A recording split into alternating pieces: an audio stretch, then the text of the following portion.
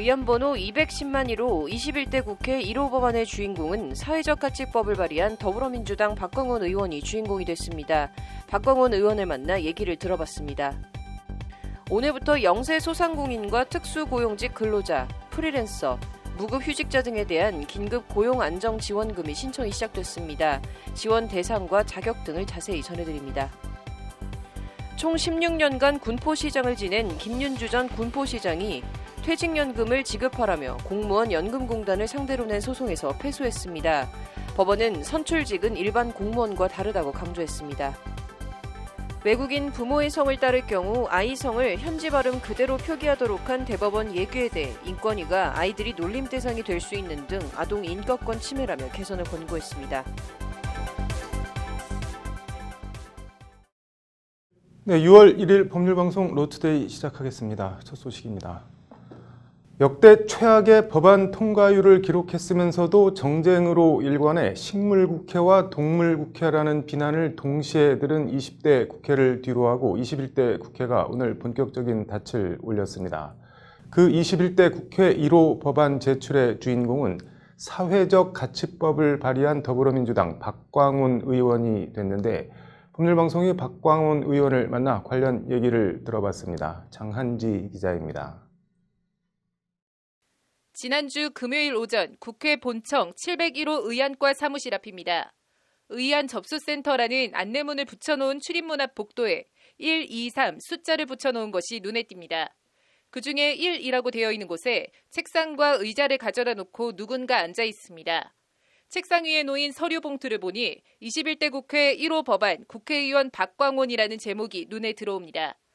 21대 국회 임기는 5월 30일부터 시작하는데 30일과 31일은 휴일이어서 6월 1일 오늘 의안과가 문을 열면 21대 국회 1호 법안을 제출하기 위해 박광원 의원의 보좌진들이 밤낮으로 돌아가며 전날부터 의안과 앞에서 4박 5일의 접수 대기를 하고 있는 겁니다. 그리고 오늘 오전 9시 의안과 문이 열리자마자 박광원 의원은 사회적 가치법을 21대 국회 1호 법안으로 제출했습니다. 법률방송 취재진을 만난 박광원 의원은 1호 법안 제출 소감을 묻는 질문에 쑥스러운 얼굴로 보좌진들에게 감사하고 미안하다고 말했습니다.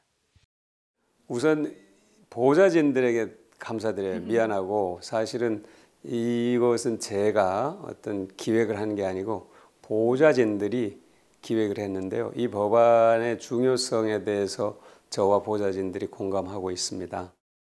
21대 국회를 뜻하는 21이라는 숫자가 붙은 의안번호 2100001 사회적 가치법의 정식 명칭은 공공기관의 사회적 가치 실현을 위한 기본법 제정안, 이른바 사회적 가치법입니다. 제정안은 제1조에서 공공기관이 정책을 수행하는 과정에서 사회적 가치를 적극적으로 반영하도록 함으로써 우리 사회의 공동체적 가치가 회복되도록 한다고 법안 제정 목적을 밝히고 있습니다. 우리 사회 양극화와 불균형 해소를 위해 공공기관이 더욱 적극적으로 역할을 하고 그런 역할을 할 수 있도록 법안으로 뒷받침하고 강제해야 한다는 것이 박광원 의원의 설명입니다. 공공기관부터 실현을 하자는 겁니다. 중앙정부, 지방자치단체, 그리고 공기업, 또 공공기관의 산하기관들 이런 데서부터 실현을 하면 그 사회적 가치, 인간 존중, 생명 존중, 환경, 사회적 약자 배려 이런 사회적 가치들을 민간 영역까지 확대해 갈 수 있다고. 이를 위해 법안은 정부는 기본계획을, 전국 시도지사는 지역 추진계획을 5년마다 수립하도록 했고 공공기관회장은 기본계획에 따라 연도별 시행계획을 수립 시행하도록 했습니다. 법안은 또 이렇게 수립된 계획이 제대로 시행되는지 기획재정부 장관이 공공기관의 추진 실적을 종합해 사회적 가치위원회에 제출하도록 했습니다. 사회적 가치위원회는 대통령 직속으로 설치해 무게와 힘을 실어줄 수 있도록 했습니다. 사회적 가치를 실현하기 위해서 모든 공공기관에다가 그냥 위임해 놓는 방식보다는 그 기관들이 사회적 가치 실현을 위해서 더 잘 실천할 수 있도록 뒷받침하고 또 점검하고 하는 그런 기능을 하는 위원회가 필요하겠다 하는 뜻에서 사회적 가치법은 문재인 대통령이 의원 시절이던 지난 2014년 19대 국회에서 직접 발의한 바 있지만 통과되지 못했고 박광원 의원이 20대 국회에서 다시 발의했지만 회기 만료로 폐기됐습니다. 이 법이 문재인 대통령께서 의원 시절이던 때에 발의를 했어요. 세월호 참사를 보고. 그때 세월호 참사가 우리 사회가 그동안 사람보다는 이윤을 먼저 생각했구나 하는 그런 반성적 토대 위에서 이 법안이 발의가 됐어요. 그리고 20대에 와서 김경수 의원과 제가 또 따로따로 발의를 했고, 그런데 한 발짝도 못 나갔습니다. 그거는 이제 상대당에서 이 법의 성격을 좀 오해를 하고 계세요. 사회주의법이라고 오해를 하는데 그게 아니라 177석의 슈퍼 여당이 됐지만 박광원 의원은 21대 국회에선 미래통합당도 코로나19 사태라는 미중유의 위기를 겪고 있는 만큼 법안 취지에 공감할 것이라며 법안 통과를 자신했습니다. 지금까지는 이 법에 대해서 깊이 있는 그런 심사가 이루어지지 못했어요. 그냥 사회적 가치, 그러니까 그냥 뭐라고 할까, 선입견으로 오해를 하는 건데요. 조금 전에 제가 설명드린 것처럼 우리가 반드시 지켜야 할 그런 가치들을 그냥 통칭해서 사회적 가치 이렇게 했는데, 저는 야당이 굳이 이 법안을 반대할 이유가 없다. 똑같이 아마 그 야당에서도. 이런 가운데 민주당은 21대 국회 당론 1호 법안으로 이른바 일하는 국회법을 이정문 의원 대표 발의로 제출했습니다.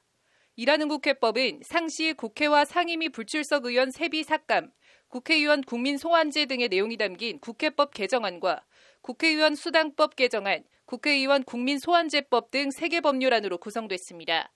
미래통합당은 당론 1호 법안으로 취약계층 푸드쿠폰 지원 등이 담긴 코로나19 위기 탈출 민생지원 패키지법을 마련해 의안과에 접수했습니다.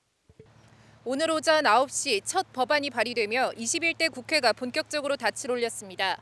역대 최악이라는 평가를 받은 20대 국회를 뒤로하고 21대 국회가 일하는 국회가 될지 주목됩니다. 법률방송 장한지입니다. 기초자치단체장으로 16년간 재임한 수도권의 한 전직 시장이 선출직 공무원에게도 퇴직급여가 지급돼야 한다며 소송을 냈습니다. 판결로 보는 세상입니다. 주인공은 김윤주 전 군포시장입니다. 지방선거에서 4차례 당선돼 총 16년간 시장직을 역임한 김 전 시장은 2018년 지방선거에서 패배한 뒤 공무원 연금을 신청했지만 거부당하자 공무원연금공단을 상대로 소송을 냈습니다. 퇴직연금 일시금과 퇴직수당을 달라는 소송이었습니다. 재판에서 김 전 시장은 공무원연금법이 선거에 의해 취임하는 공무원을 공무원연금제도의 대상에서 제외한 것은 헌법상 평등의 원칙에 어긋난다는 취지로 주장했습니다.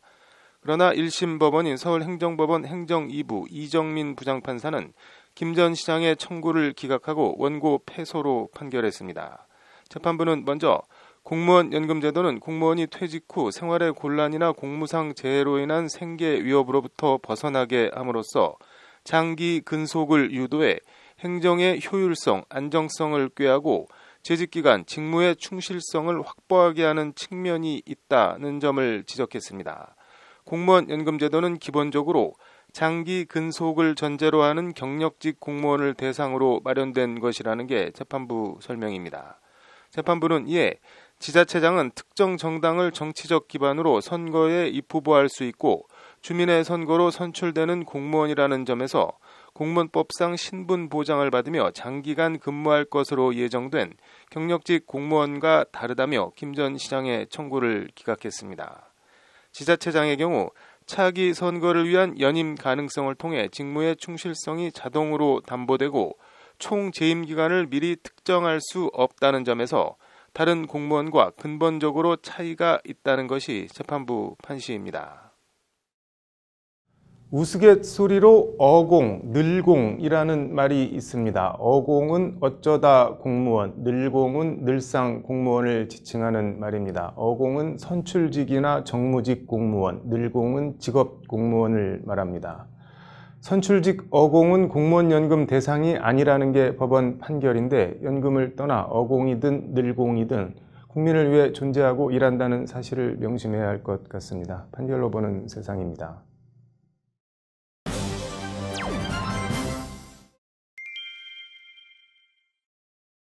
검색어로 보는 법조뉴스, 오늘은 긴급 고용안정지원금 얘기해 보겠습니다. 신세아 기자입니다.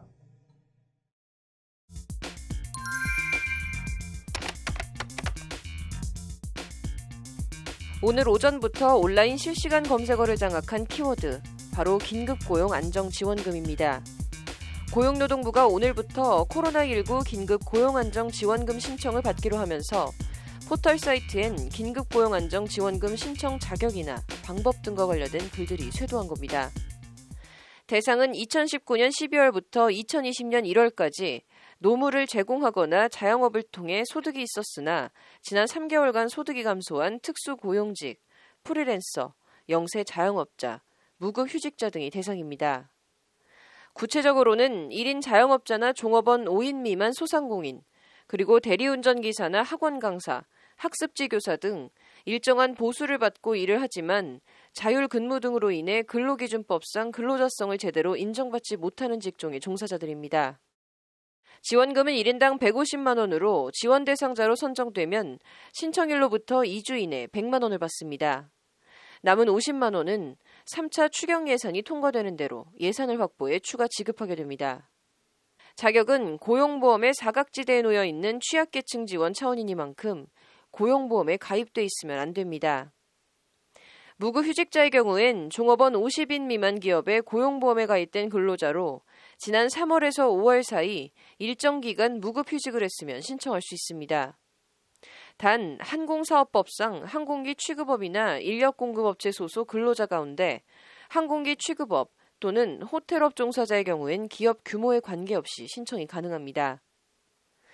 요건은 먼저 1구간은 신청인 연소득 5천만 원 이하 또는 신청인 연매출 1억 5천만 원 이하 또는 가구소득 기준 중위소득 100% 이하는 소득이나 매출이 25% 이상 감소한 경우에 해당합니다. 비교 대상은 2020년 3월에서 5월 평균소득 매출과 2019년 월 평균소득 매출 또는 2019년 12월에서 2020년 1월 평균소득 매출과 비교해 유리한 것을 제출하면 됩니다. 무급휴직자는 2020년 3월에서 5월 사이 무급휴직 일수가 총 30일 이상 또는 월별 5일일 경우 해당합니다. 신청이 연소득 5천만 원 초과해서 3천만 원 이하 또는 신청인 연매출 1억 5천만 원 초과해서 2억 원 이하 또는 가구소득 기준 중위소득 100% 초과해서 150% 이하는 이 구간에 해당합니다. 이들은 같은 방법으로 소득이나 매출이 50% 이상 감소했을 경우에 지원이 가능하고 무급휴직 일수는 총 45일 이상 또는 월별 11일 경우 신청할 수 있습니다. 고용노동부 홈페이지에 접속해 소득 등 관련 정보를 입력한 뒤 증빙서류를 제출하면 되는데 접수는 오늘부터 다음 달 20일까지입니다. 다만 신청이 몰리는 것을 피하기 위해 오늘부터 12일까지는 마스크 5부제처럼 출생연도 끝자리 5부제로 실시됩니다. 주말은 이와 상관없이 신청할 수 있으며 7월 1일부터는 오프라인 신청도 가능합니다. 신청 장소는 추후 고지될 예정입니다. 더 구체적인 내용은 고용노동부 홈페이지에서 확인할 수 있습니다. 긴급 고용안정지원금이 안 그래도 취약하고 막막한 사람들의 단비가 되길 바라봅니다. 검색어로 보는 법조뉴스였습니다.